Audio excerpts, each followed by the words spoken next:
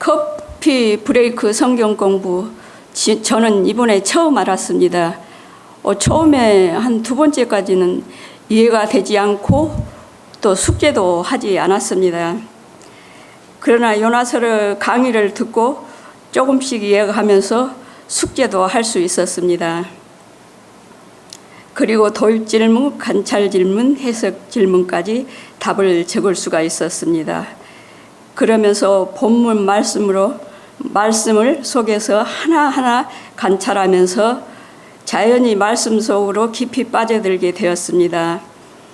사물과 자연을 보면서 관찰하게 되었고, 지나가는 사람을 보면서 무엇 때문에 어디로 가는지, 그 가정은 예수를 믿는지, 문제가 있는 가정은 아닌지 의문이 생기기도 했습니다. 주일날 오후에 등산을 가셔도 파란 하늘과 구름, 가끔씩 보는 무지개, 꽃들과 나무, 졸졸 흐르는 시냇물을 하나하나 관찰하는 습관이 생겼고, 같이 가는 성도들과 걸으면서 질문에 꼬리를 물으며 걸어갔습니다. 각기 모양이 다른 새들이 각기 다양한 색깔들과 다양한 노래로 지지배배 짹짹 먹이지도 기르지도 않지만 먹이시는 하나님, 다시 한번 주님의 놀라운 솜씨에 찬양이 절로 나왔습니다. 졸졸 흐르는 시냇물 속에는 무엇이 살고 있을까? 가재와 개구리 다슬기도 이곳에 살고 있을까? 모든 자연은 하나님의 법칙대로 살아가지만 우리 인간만이 죄를 이 모양 저 모양으로 지으면서 말씀대로 순종하지 못하고 살아간다는 것을 깨달았습니다.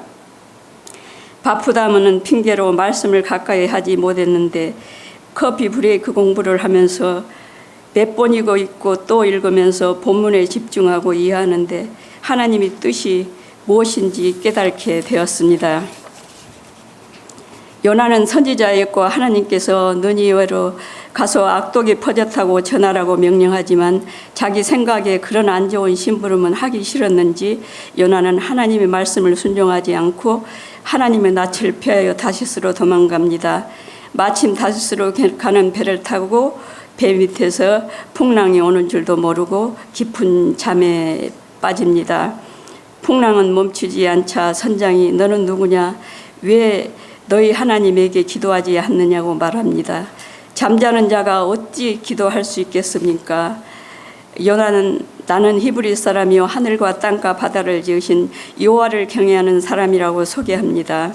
하나님 낯을 피하여 가지만 이 세상에 피할 곳은 아무것도 없었습니다. 하나님 일을 하기 싫어 직분이 있어도 이 핑계 저 핑계 대면서 살아가는 저의 모습과도 같았습니다.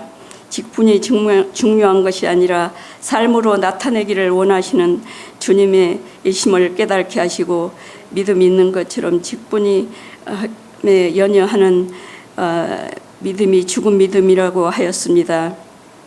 가정에서 권사나 장로가 바로 서지 못하고 죄를 짓고 풍파를 만나면 가정과 자녀와 형제와 교회까지 축복의 통로가 되지 못하고 저주의 폭로가 된다는 것도 깨닫게 하셨습니다. 이렇게 한 사람이 바로 서지 못하기 때문에 여러 사람이 힘들게 한다는 것도 알았습니다. 자연도 하나님께 순종한다는 사실을 알았고 풍랑을 일으키시기도 하시고 잠잠하게도 하시며 물고기도 대기시키기도 하시고 삼키라면 삼키고 토해내라면 토해내고 박는 꿀도 나라고 하면 나고 시들라고 하면 시들고 벌레도 동원시키고 자연은 다 하나님의 뜻에 순종하였습니다. 요나만 순종하지 않았습니다. 모든 것을 통하여 하나님께서는 또 선하신 길로 인도하시는 하나님이시라는 것을 깨달았습니다. 앞으로는 말씀에 순종하고 묵상하고 기도하며 적응하며 살아가는데 많은 도움이 되리라고 믿습니다. 또 저는 이 말씀을 좋아합니다. 하나님이여 사슴이 시냇물을 갈급함으로 찾듯이 내 영혼이 주를 찾기에 갈급하나이다. 아버지, 오늘도 늘 감사하며 살아가는 성도가 되게 하시며 수고하신 사모님께 감사드립니다. 말씀 우리 한 절입니다. 우리 의미를 생각하시면서 같이 한번 읽겠습니다. 내가 강림하여 거기서 너와 말하고 내게 임한 영을 그들에게도 임하게 하리니 그들이 너와 함께 백성의 짐을 담당하고 너 혼자 담당하지 아니하리라. 다시 한번 읽습니다. 한 번 더 읽겠습니다. 내가 강림하여 거기서 너와 말하고 내게 임한 영을 그들에게도 임하게 하리니 그들이 너와 함께 백성의 짐을 담당하고 너 혼자 담당하지 아니하리라. 성령으로 하나 된 교회 8번째 시간, 성령 충만은 기도의 사람을 낳는다라는 제목으로 말씀을 나눕니다. 기도하겠습니다. 할렐루야. 주님 감사합니다. 오늘도 주께서 복된 날 주시고 이렇게 또 귀한 예배를 통해 주 앞에 나아갑니다. 이 시간에 주의 말씀을 듣고자 합니다. 주여, 주의 백성들 심령을 붙잡아 주셔서 이 귀한 말씀이 저 귀한 옥토에 심겨지게 하시고 잘 자라서 30배, 60배, 100배의 열매를 거둘 수 있도록 은혜 베풀어 주시옵소서. 아버지 하나님, 사람의 말로 들리지 않게 하시고 주님의 음성으로 듣게 하실 때에 이 말씀이 생명력 있는 말씀 되어서 주의 백성들 더욱 영육간에 강건하게 하시고 다시 또 한 주간 정말 말씀 안에 살아가는 그런 힘을 얻을 수 있는 귀한 말씀 되게 하여 주시옵소서. 힘 주심을 믿사오며 예수님의 귀하신 이름으로 간절히 기도드렸사옵나이다. 아멘. 예수님께서 우리의 죄를 대신해서 죽으시고 그리고 이제 부활하시고 그리고 부활하신 후에 다시 하나님 우편으로 승천하실 것을 아시고 제자들에게 약속을 하십니다. 어떤 약속을 하십니까? 중보자 되시며 또 인도자 되시며 또 성도들과 함께 이 성도들의 심령 안에 거하시면서 함께 하시는 보혜사 성령님이 오실 것이다. 보혜사 성령님을 보내주실 것이다 라고는 약속을 하십니다. 그래서 여러분 요한복음 16장 7절에 보니까 내가 실상을 너희에게 알리노니 내가 떠나가는 것이 너에게 유익하리라. 내가 떠나가지 아니하면 보혜사 성령님이 너에게 오시지 아니하실 것이요 가면 내가 그를 너희에게 보내리라. 그 말씀처럼 이제 성령님이 오순절날 마가 다락방에 뜨겁게 임하십니다. 그때부터 교회 시대, 즉 성령 시대가 시작되게 됩니다. 그래서 사도행전 2장 3절부터 보니까 마치 불의 혀처럼 갈라진 것들이 그들에게 보여 각 사람의 위에 하나씩 임하여 있다니 그들이 다 성령의 충만함을 받고 성령의 말하게 하심을 따라 다른 언어로 말하기를 시작하니라. 또 사도행전 2장 33절에 보니까 하나님의 오른손으로 예수를 높이심에 그가 약속하신 성령을 아버지께 받아서 너희가 지금 보고 듣는 이것을 부어주셨느니라. 자, 그렇게 주님의 말씀하신 대로 놀라운 보혜사 성령님이 우리에게 오셨습니다. 자, 그런데 성령님이 오신 것은 잘 알겠는데 그럼 성령님이 오심으로 뭐가 달라지냐는 것입니다. 어떤 변화가 우리에게 찾아오냐는 것입니다. 여러분 너무 많죠. 그래서 저희가 지금까지 매주일 지금 그에 대해서 말씀을 나누고 있는 거 아니겠습니까? 무엇보다도 성령님의 역사가 있어야만 주님에 대한 우리가 분명한 믿음을 갖게 되는 것입니다. 성령님이 가르쳐 주셔야 죄가 무엇인지 의가 무엇인지 또 심판이 무엇인지 제대로 알고 하나님이 기뻐하시는 삶을 살아갈 수가 있는 것입니다. 또 성령님께서 오시고 성령님이 사로잡아 주셔야만 도저히 변할 것 같지 않은 우리의 인격이 성령의 열매로 충만하면서 사랑과 희락과 화평과 오래 참음과 자비와 양선과 충성과 온유의 절제에 놀라운 성령의 열매가 맺어지는 삶을 살아가면서 우리의 삶으로 하나님의 살아계심을 예수님의 귀하신 복음을 증거하는 삶을 살아가게 되는 것입니다. 자, 그런데 이 성경을 자세히 보시면 성령님이 오심으로 나타나는 두드러지게 나타나는 아주 중요한 변화가 하나 있습니다. 바로 기도의 사람이 되는 것입니다. 여러분이 잘 아시는 것처럼 이 베드로는 예수님께서 제자들의 리더로 삼으신, 그러니까 우리가 보통 베드로를 뭐라 그래요? 수제자라고 이렇게 불렀습니다. 자, 그런데 사실 여러분 솔직히 성경을 가만히, 특히 복음서죠. 복음서를 가만히 보시면 이 베드로는 리더가 되기에는 좀 이렇게 많이 부족하지 않은가 그런 생각이 듭니다. 무엇보다도 성격이 일단 너무 급해요. 너무 급해가지고 막 그냥 막 주님의 뜻을 제대로 헤아리지 않고 자기 멋대로 막 행동하는 것도 많고, 무엇보다도 이 상황에 맞지 않는 말을 너무 자주 합니다. 그러다가 어떻게 됩니까? 주님께 무슨 책망까지 들어요? 사탄이라고 하는 그런 책망까지 들었습니다. 거기다가 그렇게 주님을 위해서 목숨까지 바치겠다고 막 목숨을 드리겠다고 해놓고 금세 주님을 3번이나, 그것도 저주하면서 부인할 정도로 심지가 리더라고 하기에는 좀 이렇게 좀 그렇게 굳지 않은, 심지가 좀 단단하지 않은 그런 모습을 보여줍니다. 무엇보다 베드로는 이 복음서를 보면 기도하고는 좀 거리가 먼 사람으로 그렇게 보여집니다. 복음서에 보시면 여러분, 베드로가 제자들의 리더로서 간절히 기도한다는 내용이 나오질 않습니다. 오히려 기도해야 될 때에 베드로는 어떤 모습만 보여줍니까? 주로 잠자는 모습만 보여줍니다. 여러분이 마태복음 17장에 보시면 이제 예수님께서 베드로와 또 야고보와 그의 형제 요한을 데리고 한 산에 올라가십니다. 그런데 올라가셔서 아주 놀라운 영광스러운 모습으로 확 변화되신 다음에 모세하고 엘리야하고 세 분이서 대화를 나누시는, 앞으로 이제 주님의 그런 사역에 대해서 대화를 나누시는 그런 아주 너무나 아름다운 멋있는 장면이 나옵니다. 그 모습이 얼마나 황홀하고 보기 좋았던지 베드로가 한 말을 하는데 대뜸 한다는 말이 무슨 말이에요? 아, 주님 여기가 너무 좋아 보입니다. 그러니까 초막 셋을 집시다. 예수님 위해서, 주님을 위해서 하나 짓고 엘리야를 위해서 하나 짓고 또 모세를 위해서 하나 짓고 여기 우리 눌러 삽시다. 그런 좀 이게 엉뚱한 이야기를 합니다.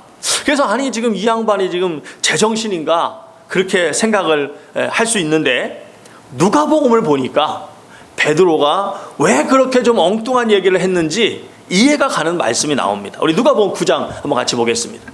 같이 읽겠습니다. 누가복음 9장 32절 같이 읽겠습니다. 시작. 베드로와 및 함께 있는 자들이 깊이 졸다가 뭐 하다고요? 깊이 졸다가 온전히 깨어나 예수님의 영광과 및 함께 둔 사람을 보더니, 자, 그렇게 졸다가 갑자기 막 이렇게 주변이 환해지고 막 무슨 말소리가 들리니까 갑자기 확 깨가지고는 봤는데 그 장면이 너무 황홀하고 멋있으니까 엉격거려 그냥 초막이나 짓고 살자고 하는 그런 엉뚱한 이야기를 하게 된 것입니다.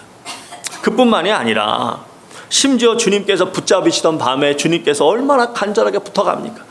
2번씩이나 간절하게 좀 깨어나고 기도 좀 해달라고 그렇게 부탁을 했는데도 베드로는 뭐 했어요? 잠만 잤어요. 잠만.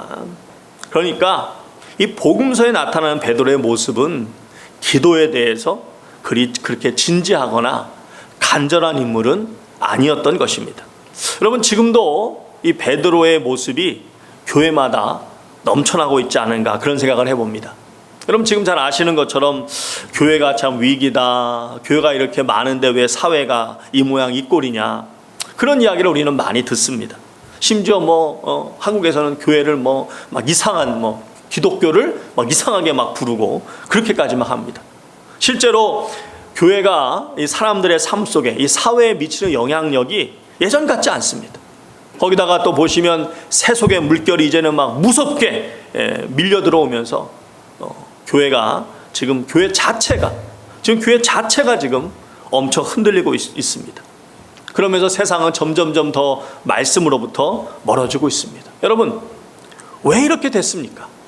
물론 그동안 교회가 많은 문제를 보여왔고 또 지금 보이고 있습니다. 그렇기도 하지만 거기에 또 따라서 이 사회가 지금 또 얼마나 많이 변하고 있습니까? 사회가 많이 변한 그런 부분도 있을 것입니다. 하지만 무엇보다도 문제는 뭐냐? 교회가 예전만큼 기도로 충만하지 않다는 것입니다. 최근에 교회 다니시거나 예수님을 믿게 되신 분들은 잘 모르실 수 있겠지만, 예전에 이제 한국 교회가 막 뜨겁게 부흥하던 60년대, 70년대 초반까지, 그때 보면 교회의 가장 강력한 힘은 바로 간절한 기도였습니다. 새벽기도, 철야기도, 금식기도, 산기도, 특별 새벽기도 해가면서 정말 교회 가면 여러분 하나의 특징이 있었는데 목 쉬신 분들이 참 많았어요. 왜냐하면 밤새 그냥 막 소리 높여 기도하시다가 목이 쉬는 것입니다. 저도 참 이 어렸을 때 목이 쉬었던 적이 많이 있었는데요. 이제 물론 그때는 이제 뭐 제가 설교하거나 또 뭐 사람들 앞에서 이렇게 뭐 말씀을 전할 그런 기회가 많이 있거나 하지 않았기 때문에 뭐 목소리 이런 거 신경 안 쓰고 그냥 막 있는 대로 그냥 막 큰 소리로 이렇게 기도하면서 그러다가 이제 목이 쉬는 것입니다. 그럼 그때는 이 목이 쉬잖아요. 그럼 은근히 그게 이렇게 좀 이렇게 힘이 되는, 자랑이 되는 그런 분위기였습니다. 제가 어렸을 때 살았던 동네가 서울에 이제 독산동이라고 하는 이제 그런 지역이었는데, 지금 뭐 그냥 온 사방팔방 다 그냥 아파트, 뭐 주택 이런 뭐 것들이 가득 들어찼지만, 그때는 참 이 뒷산이 아주 산이 멋있었습니다. 산이 참 멋있었는데, 밤이 되면 교회 어르신들하고 또 또래 청소년들 몇 명하고 이제 산에 가는 겁니다. 그럼 산에 가잖아요. 그럼 이미 벌써 산 여기저기에 저희 교회 말고도 다른 많은 교회에서 올라와 가지고 이미 기도하고 있는 겁니다. 막 저쪽에서 주여 하면 저쪽에서 주여 하고 막 주여 소리가 밤에 산에 얼마나 우렁찼는지 몰라요. 저희도 바위 밑에 딱 자리 잡고 정말 간절히 기도하고 그랬던 적이 많이 있었던 것을 기억하게 됩니다. 그런데 지금 어떻습니까? 그런 야성적인 기도의 모습이 거의 다 사라졌습니다. 이제 교회들마다 보면 기도하는 대신에 이런저런 여러 가지 뭐 프로그램이나 여러 가지 친교 활동 이런 것들이 그 자리를 지금 다 차지하고 있습니다. 그러다 보니 교회에 기도해야 될 때 기도하지 않고 잠만 자는 이 현대판 베드로들이 얼마나 많은지 모릅니다. 교회들마다 다시 한번 뜨거운 이 기도의 영성이, 기도의 야성이 살아나기를 소원합니다. 베드로에게 일어난 놀라운 변화가 지금 우리 시대의 교회에도 간절한 그 변화가 찾아오기를 간절히 원합니다. 무슨 소리냐? 여러분 이제 복음서 바로 다음에 나오는 성경이 무슨 성경이죠? 사도행전이죠. 이 복음서 바로 다음에 나오는 사도행전을 보시면 이제 베드로가 다시 등장하는데 갑자기 전혀 다른 사람으로 등장합니다. 한마디로 기도의 사람이 된 것입니다. 여러분, 이 성령님의 뜨거운 임재를 통해서 교회 시대가 시작되고서 얼마 시간이 지나지 않아 이 베드로와 요한이 붙잡힙니다. 바로 얼마 전에 한 2달여쯤 전에, 그때로부터 한 2달여쯤 전에 예수님을 잡아 죽였던 이 당시 유대 사회의 최고 의결기관이 산헤드린 공회인데, 이 공회에 이 베드로와 요한이 붙잡히게 됩니다. 그리고 더 이상 예수님에 대해서 증거하지 말라고 하는 아주 무서운 협박을 받습니다. 그런데 성경을 보시면 그 사건 때문에 오히려 초대교회가 더욱 단단해지고 더욱 복음을 뜨겁게 증거하는 그런 기폭제가 된 것을 우리가 알 수가 있습니다. 자, 그러면 그 일이 어떻게 시작됐느냐? 여러분 사도행전 3장에 보시면 태어나면서부터 이 다리에 문제가 있어서 하반신에 문제가 있는 거죠. 이 하반신에 문제가 있어서 무려 40년간이나 한 번도 걸어보지 못했던 한 병자가 치유되는 놀라운 기적이 일어납니다. 자, 그런데 그 놀라운 치유의 기적이 어떻게 시작됐느냐? 우리 사도행전 3장 1절 같이 한번 보겠습니다. 사도행전 3장 1절 말씀 같이 읽습니다. 시작. 제9시 기도 시간에, 무슨 시간에? 기도 시간에 베드로와 요한이 성전에 올라갈세. 자, 지금 이 9시는 지금으로 말하면 오후 3시를 말합니다. 이 오후 3시는 당시 유대인들도 성전에 모여서 이제 제사도 지내고 나름대로 기도도 하는 그런 시간이었습니다. 그러니까 이 베드로와 요한도 복음을 위해서 더욱 간절히 기도하기 위해 성전으로 갔던 것입니다. 그런 마음으로 가다가, 기도하기 위해서 가다가 구걸하고 있던 무명의 한 병자를 만나게 되는데, 그를 향해서 베드로가 힘있게 외칩니다. 그 베드로의 외침을 보시면 그의 심령이 그동안 얼마나 기도로 다져졌는지 우리가 알 수가 있는데, 성도님들이 잘 아시는 것처럼 베드로가 그때로부터 2달여 전만 해도 예수님을 어떻게 했던 사람이에요? 부인했던 사람이에요.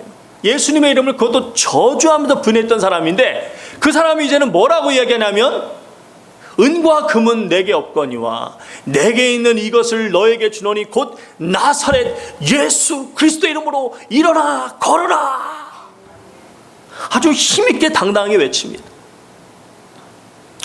바로 기도하는 사람이 가지고 있는 주님의 이름에 대한 분명한 확신을 가지고 베드로가 외쳤던 것입니다.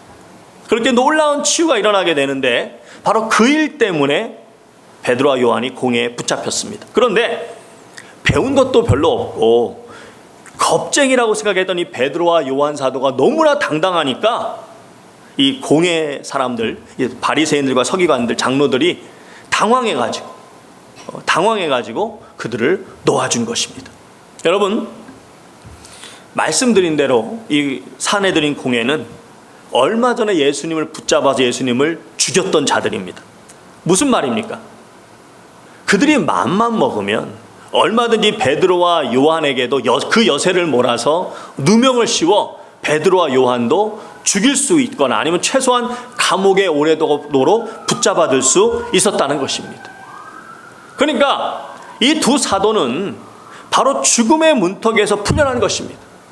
얼마나 인간적으로 생각하면 그 마음이 졸였겠습니까? 한마디로 베드로와 요한은 10년 감수한 것입니다.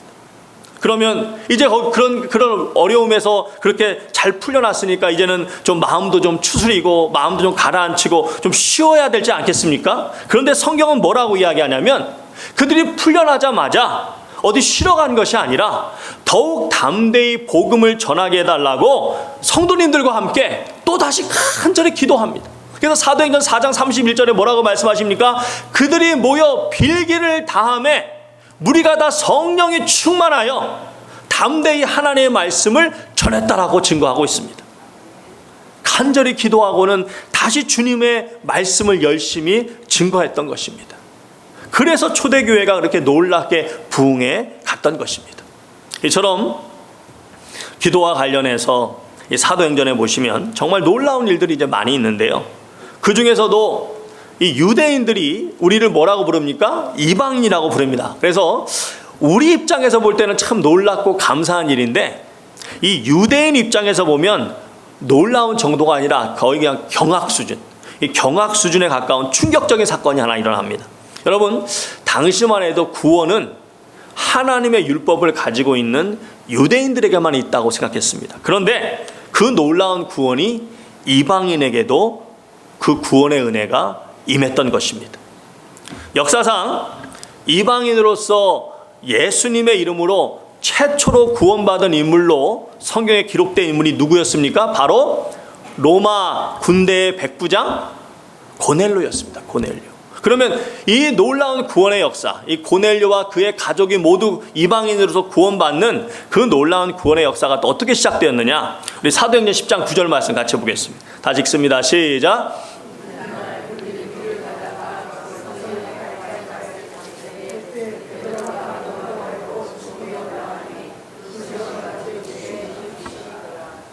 이튿날 그들이 길을 가다가 그 성에 가까이 갔을 때 그때 베드로가 뭐 하려고? 기도하려고 지붕에 올라가니 그 시간은 제6시더라. 그렇습니다. 베드로가 기도하러 올라가서 기도하는 가운데 여러분 놀라운 환상을 봅니다. 그것도 3번씩이나 봅니다. 어떤 환상을 봅니까? 아시는 분은 아시겠지만 잘 모르시는 분들은 궁금하시죠? 그럼 여러분 사도행전 10장을 꼭 읽어보시기 바랍니다. 꼭 읽어보시면 놀라운 그런 환상이 기도하는 가운데 나타납니다. 분명한 것은 구원의 복된 소식이 이 유대를 넘어 땅끝까지 퍼져가는 그 귀한 일이 다른 것이 아니라 바로 베드로가 뭐 하는 가운데 일어났다고요? 기도하는 가운데. 여러분 이 모든 말씀이 무엇을 증거합니까? 성령 충만한 사람은 기도의 사람이 된다는 것입니다. 그도 그럴 수밖에 없는 것이 여러분 오순절 성령 충만이 어떻게 시작되었습니까? 여러분 사도행전 1장 14절 말씀 같이 한번 보겠습니다. 같이 보시면 같이 읽습니다. 시작. 여자들과 예수의 어머니 마리아와 예수의 아우들과 더불어 마음을 같이하여 오로지 뭐에 힘썼다고요? 기도에 힘쓰더라. 그렇습니다.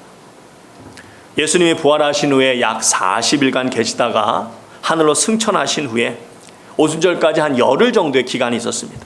그때 제자들과 다른 모든 그런 성도님들이 한 120명 정도가 모여서 간절히 기도하는 가운데 보혜사 성령님의 뜨거운 임재가, 뜨거운 충만함이 있었던 것입니다.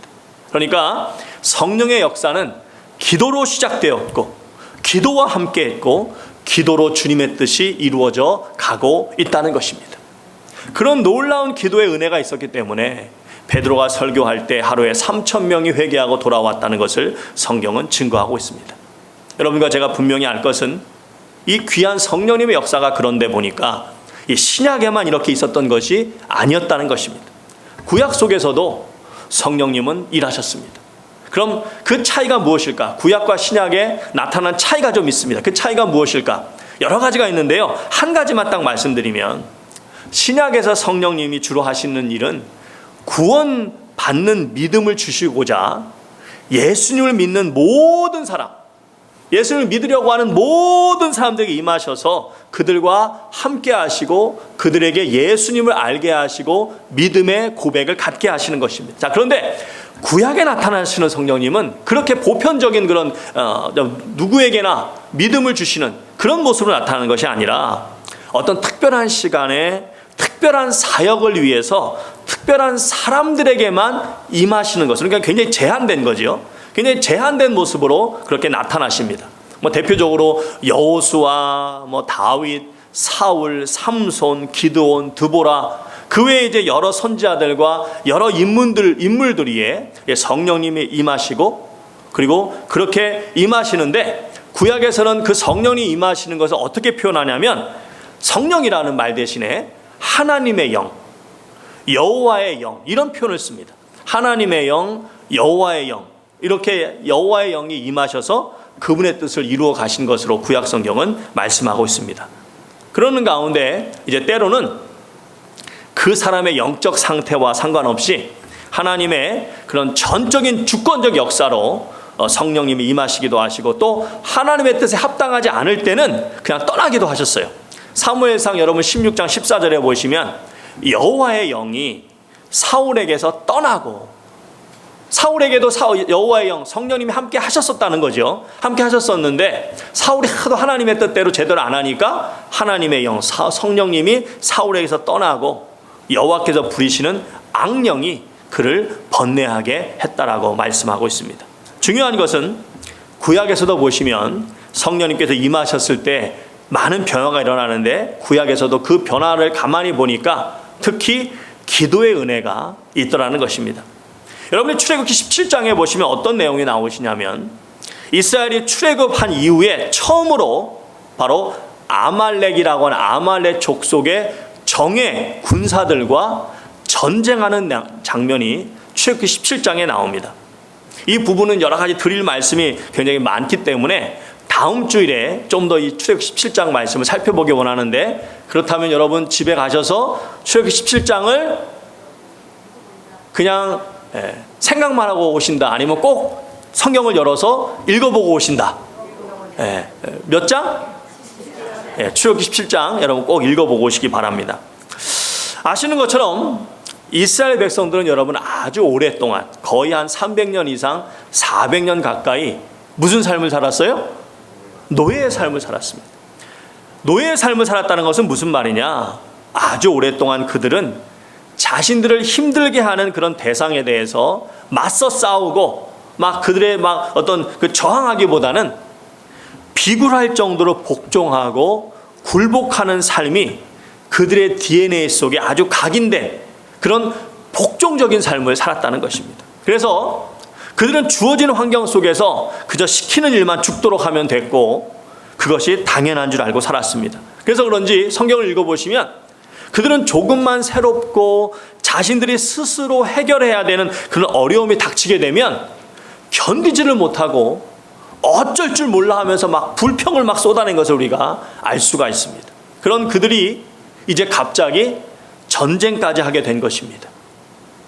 이스라엘 백성들은 출애굽하면서 급하게 떠났습니다. 그래서 무기도 제대로 준비하지 못했습니다. 그런 이스라엘에게 아말렉 족속의 정예 부대가 쳐들어온 것입니다. 여러분, 이건 전쟁이라기보다는 일방적인 대학살이 시작되었다, 그렇게 생각하시면 됩니다. 그나마 그들과 대항해서 싸울 수 있던 유일한 사람이 있었는데 그 사람은 바로 모세였습니다. 여러분, 모세가 나이 40에 광야에 이제 나와서 목동이 됐는데, 그 목동이 되기 전까지 그가 어떤 사람이었습니까? 당대 최강국, 아니, 역사상 가장 신비롭게 여겨지는 이 대단한 피라밋을 건축한 이집트의 왕자였습니다. 여러분, 중국의 만리장성이 대단하다고 하잖아요. 그런데 이 피라밋은요, 만리장성이 건설됐을 그 당시만 해도 이미 3000년 이상 된 고대 유물이었습니다. 그 건축물이 얼마나 대단하고 신비로운지 우리 지금으로부터 따지면 거의 5000년도 더 전인데, 그 옛날에 어떻게 그 단단한 화강암을 가지고 그렇게 정교하고 거대한 건축물을 지을 수 있었는지. 여러분, 피라밋이 면이 여러분 4면체 같아요? 아니면 그 이상일 것 같아요? 얼마 전까지 피라밋이 4면체인 줄 알았더니 8면체예요. 8면체. 중간에 정확하게 이거를 또 이렇게 살짝 안으로 들어가게 만들었어요.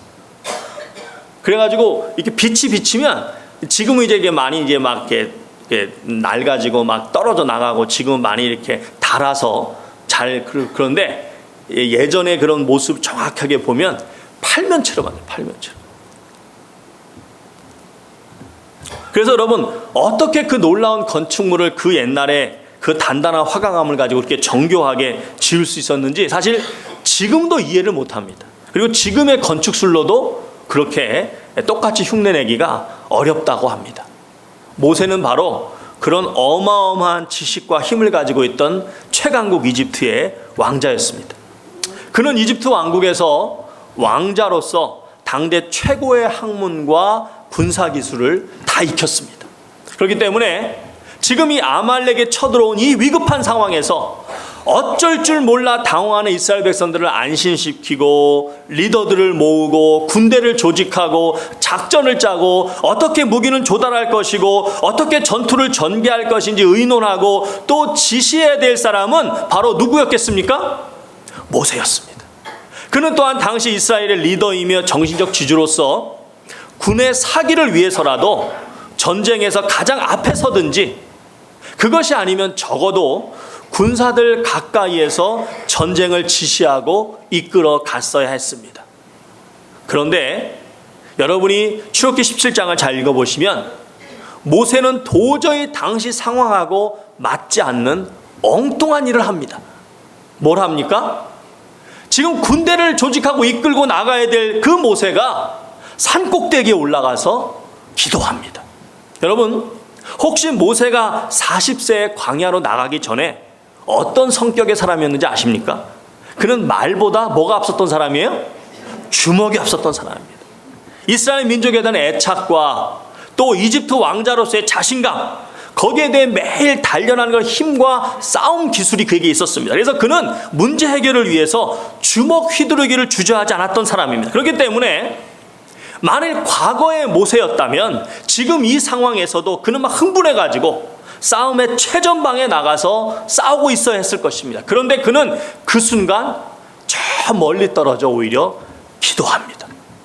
그리고 마치 계란으로 바위치기 같은 도저히 이길 수 없었던 이 엄청난 전쟁에서 한 번도 제대로 군사훈련은 받아본 적도 없고 싸워본 적도 없던 이스라엘이 대승을 거둡니다. 놀라운 기적이 일어난 것입니다. 여러분, 여러분이 가지고 있는 성경책 한번 보겠습니다. 우리 출애굽기 한번 보겠습니다. 여러분 가지고 있는 성경책 구약 성경 출애굽기 한번 보겠습니다. 핸드폰에 있으신 분들은 핸드폰 보셔도 좋습니다. 출애굽기 우리 17장 말씀 같이 한번 읽겠습니다. 17장 우리 10절부터 한번 읽겠습니다. 17장 10절부터 우리 한번 같이 13절까지 구약 성경 109쪽입니다. 109쪽 출애굽기 17장 10절부터 13절까지 같이 있습니다. 시작. 여호수아가 모세의 말대로 행하여 아말렉과 싸우고 모세와 아론과 훌은 산 꼭대기에 올라가서 모세가 손을 들면 이스라엘이 이기고 손을 내리면 아말렉이 이기더니 모세의 팔이 피곤하매 그들이 돌을 가져다가 모세 아래에 놓아 그가 그 위에 앉게 하고 아론과 훌이 한 사람은 이쪽에서 한 사람은 저쪽에서 모세의 손을 붙들어 올렸더니 그 손이 해가 지도록 내려오지 아니한지라. 여호수아가 칼날로 아말렉과 그 백성을 쳐서 무찌르니라. 여러분, 이 말씀을 가만히 보니까 이 전쟁의 승패가 어디서 갈렸다라고 말하고 있습니까? 군인들이 서로 칼을 부딪히며 싸우는 그 전쟁 현장에서 승패가 갈렸다고 이야기합니까? 아니면 그 전쟁과는 아무 상관이 없어 보이는 산 꼭대기에서 그 승패가 갈렸다고 이야기하고 있습니까? 그렇습니다. 모세가 손을 올렸다는 것은 바로 기도했다는 것입니다. 모세가 기도할 때 도저히 있을 수 없을 것 같은 그런 승리가 이스라엘에게 찾아온 것입니다. 사랑하는 성도 여러분, 우리가 성경을 볼 때 여러분 이해할 것이 있습니다. 성경을 통해 하나님이 여러 가지를 우리에게 말씀해 주시는데, 특히 하나님이 어떤 분이시고 또 하나님이 무엇을 원하시는지를 알려주시는데, 여러 사건을 통해서 우리가 기억하도록, 잊으면 안 되니까 잘 기억할 수 있도록 상징적으로 다양한 여러 사건들을 통해서 우리에게 그 진리를 알려주시는데, 무슨 말이냐? 예를 들어서 이제 이스라엘 4사 시대에 미디안 10만 이상, 거의 15만 이상의 미디안 대군이 쳐들어오는데, 그때 하나님이 어떻게 승리하게 하십니까? 4사 기드온과 300 용사를 준비시키는데 뭘 준비하게 하십니까? 항아리, 그리고 횃불, 그리고 나팔소리입니다. 나팔소리. 나팔소리 가지고 10만이 넘는 그 대군을 다 물리치게 하십니다. 여러분, 이 사건을 통해서 하나님 무엇을 말씀하십니까? 바로 하나님의 백성에게 전쟁의 승리는 군대의 수나 무기에 있는 것이 아니라 전적으로 전지전능하신 하나님께 달려있음을 이 사건을 통해 상징적으로 보여주신 것입니다. 만일 전쟁에서 승리하는 확실한 방법이 이 300명의 소수의 군인들하고 이 항아리와 횃불을 준비하고 나팔을 불어야 되는 것이라면, 성경에는 그런 내용이 여러 번 계속 나올 텐데, 기드온의 300 용사, 또 항아리, 횃불, 이 나팔 소리로 전쟁에서 승리한 사건의 내용은 사사기 7장 딱 한 번만 나옵니다. 이 아말렉 전쟁도 마찬가지입니다. 전쟁에서 승리하는 방법이 이렇게 모세가 한 것처럼 산꼭대기에 올라가서 지팡이 들고 기도하는 것이라면, 그런 내용이 성경에 여러 번 나오겠지만, 성경에서 전쟁할 때 지팡이 들고 산에 올라가서 기도해서 승리했다는 내용은 이 출애굽기 딱 몇 장? 17장. 이 17장에 딱 한 번 나옵니다. 그렇습니다. 하나님이 이 사건을 통해서 주시고자 하는 교훈은 다른 것이 아닙니다. 바로 기도의 중요성에 대해서 말씀해 주시는 것입니다.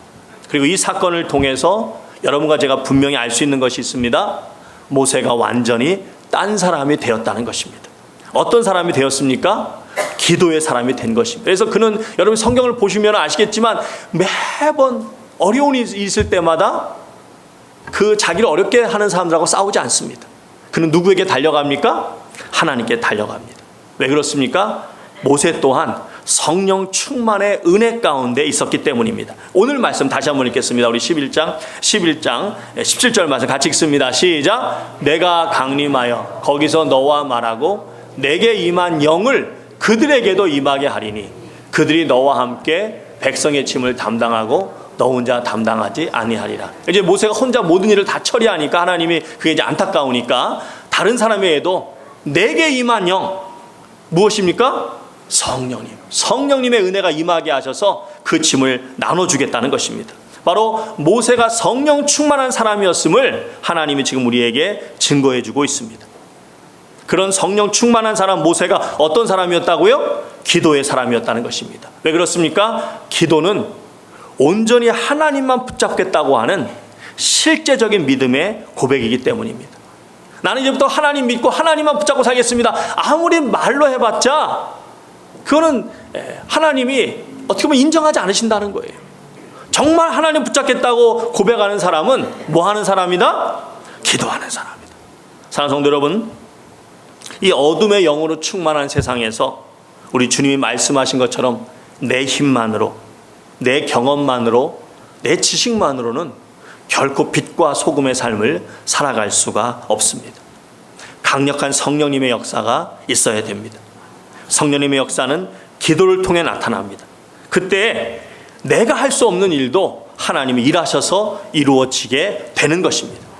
만일 모세가 기도하는 대신에 누구나 기대했던 것처럼 자기 힘을 믿고 자기 경험을 믿고 자기 지식을 가지고 싸우겠다고 직접 앞장서서 싸웠다면 이스라엘은 결코 그 싸움에서 이길 수 없었을 것입니다. 전쟁은 아무리 리더가 뛰어나도 혼자 싸울 수 없기 때문입니다. 그래서 아무리 모세가 날고 켜도 군사훈련 한번 제대로 받아본 적 없고 무기도 제대로 없는 이스라엘 사람들이 결코 싸우면 이골이 나 있는 저 아말렉 정예 군대를 이길 수가 없었던 것입니다. 그런데 이겼습니다. 그런데 승리했습니다. 왜요? 모세의 간절한 기도를 통해 바로 누가 일하셨기 때문입니까? 하나님이 일하셨기 때문입니다. 저라고 이제 신앙생활 하시다 보면 장 목사는 참 기도를 강조하는구나, 특별히 이 새벽 기도를 참 중요하게 생각하는구나, 그렇게 아마 느끼시게 될 것입니다. 자, 그런데 사실 여러분, 그게 원하긴 원하는데 그 기도의 분위기가 참 이렇게 생각만큼 잘 일어나지 않습니다. 그런데 근래 막 성도님들이 막 모이기 시작하면서 막 기도도 막 뜨겁게 막 하면서 막 새벽 기도 막 분위기가 막 으쌰으쌰 하면서 막 이렇게 좀 일어나는 그런 이제 상황이었습니다. 그래서 정말 하나님 이제야 드디어 하나님 정말 이제야 드디어 막 새벽 기도가 막 좀 살아나는 것입니까? 막 하면서 막 그러고 있는데 갑자기 뭐가 몰아쳤어요? 갑자기 그냥 독감이 그냥 확 몰아쳐가지고 분위기가 그냥 갑자기 코로나 때처럼 그냥 확 가라앉았어. 그래서 감기로 제가 아픈 것보다도 이 기도의 열기가 또 확 가라앉는 것이 너무 속상했습니다. 너무 속상해. 그래서 제가 이제 하루는 밤에 이제 교회 와가지고 하나님께 좀 따지고 싶었어요. 아니 하나님, 갑자기 독감이 이게 웬일입니까 이게? 아니 하나님이 좀 도와주셔도 좀 시원찮을 판인데 이제야 좀 분위기가 일어나려고 하는데 이럴 때 막 하나님이 오히려 기름을 확 부어주셔가지고 막 그냥 여기서 방언이 막 터지고 막 치유의 역사가 막 일어나고 그래도 될까 말까인데, 아니 오히려 독감으로 확 찬물을 끼얹으시면 이거 도대체 어떡하란 말입니까 하나님? 그렇게 막 따지고 싶은 마음으로 탁 앉았는데, 그리고 기도를 시작하는데 제 입술에서 오히려 감사가 막 터져 나오는 거예요.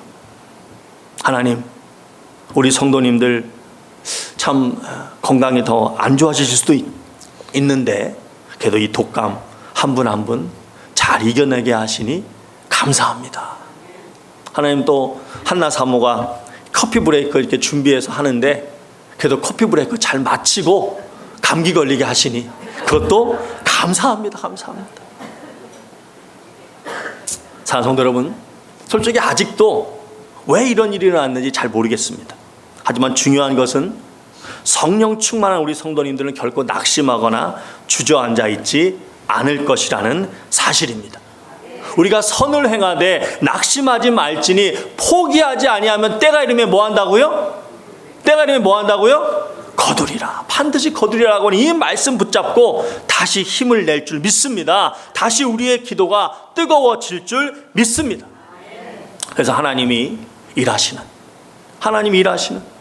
정말 하루에 3,000명이 막 돌아오고 막 병자들이 막 일어나고 막 성령의 역사와 성령의 은사들이 막 터져나고 하나님 일하시는 놀라운 역사가 우리 가운데서도 크게 경험되어질 줄 믿습니다. 반드시 우리 성령 충만한 새누리 교회와 성도님들의 간절한 기도를 통해서 우리 주님이 큰 영광 받으실 줄 믿습니다. 우리 다 같이 나서 찬양하시겠습니다. 우리 하나님께 영광 돌리는 마음으로 힘차게 찬양합니다. 주님 큰 영광 받으소서. 홀로 찬양 받으소서. 모든 이름 위에 뛰어난 그 이름, 온 땅과 하늘이 다 찬양해. 겸손하게 우리 무릎 꿇고 주 이름 앞에 영광 돌리세. 모두 절하세. 독생자 예수 주님께 찬양 드리리. 모든 영광과 존귀와 능력 받으소서. 받으소서. 영광과 존귀와 능력 받으소서.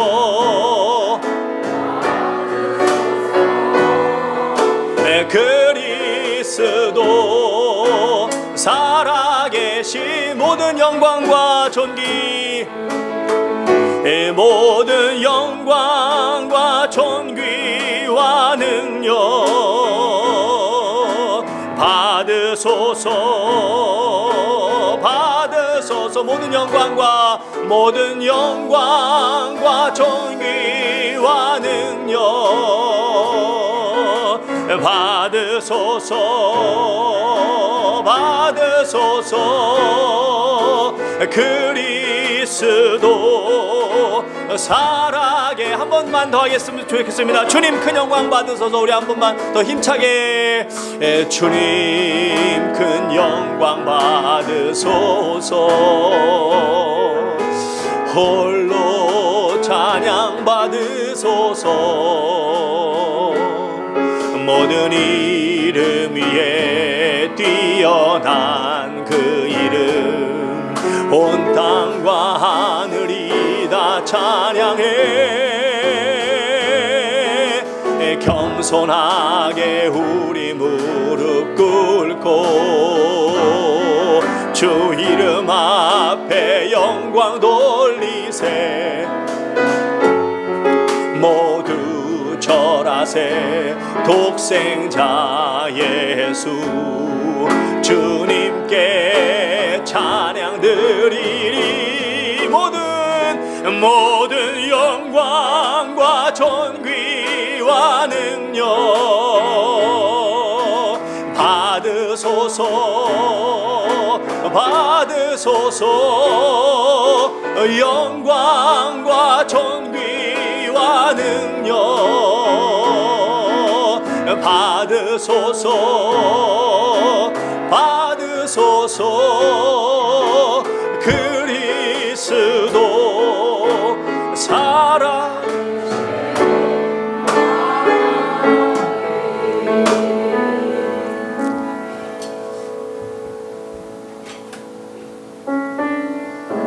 세상 문화가 무섭게 이제는 교회까지도 삼키고 있는 이때에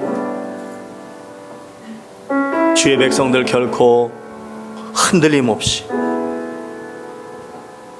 주의 말씀 붙잡고 믿음 안에서 주의 영광 가리지 않고 주의 영광 나타내야 될 텐데, 주님, 우리의 힘이 너무나 연약함을 고백합니다. 아말렉 군대와 맞섰던 이스라엘 백성들처럼 우리가 할 수 있는 것이 아무것도 없음을 고백합니다. 하지만 주님, 우리에게는 주님 앞에 두 손을 들고 기도할 수 있음을 알게 하시니 감사합니다. 사방팔방은 막혀 있을지 몰라도 하늘은 열려 있기에 하나님 앞에